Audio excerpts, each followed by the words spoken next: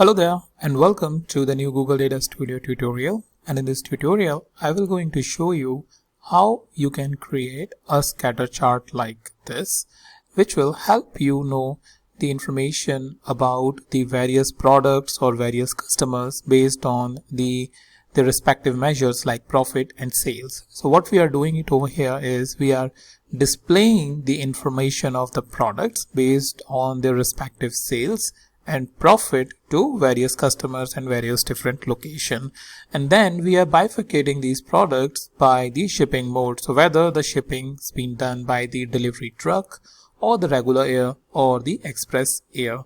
So which will help you understand if there is some sort of a policy violation or something which is not as per your understanding of the business. So for example, if you see, most of the express air is here where the product is slightly of less value as compared to the delivery truck, where these delivery truck products are having the higher order value as compared to the express air. So this basically enables you to do the comparison and figure out whether the things are happening as per your perspective or not. So let's see how we can create a scatter chart.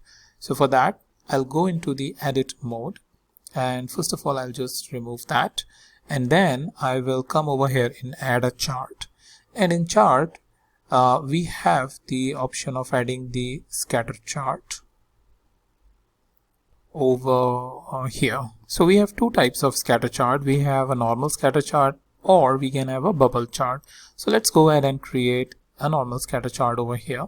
So once we add a scatter chart over here, it will show us that with the help of the default dimension values and measures in a second. So right now we have the customer segment, and which is displayed over here, and we have the profit and sales. So if we go into the front end, we can go into the view mode and see the various customer segment, and clearly the corporate customer segment is the most profitable as well as where the most sales is going on.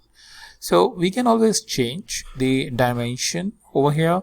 So let's say we don't want customer segment, but what we want is the product name. So we can bring the product name on top of the customer segment, and this will now show us the various product names. So this product name is now clearly showing us hundreds of products that the company sell, and which you can basically analyze it on the axis of sales and profit to know which are your most profitable products, like this, which is a Global Troy executive leather low back titer, or the products where you are having the losses. So for example, like this Okidata Pacemark 4410N product. So this way it can give you a bird's eye view of your products which you want to analyze based on the dimensions you have or the measures you have.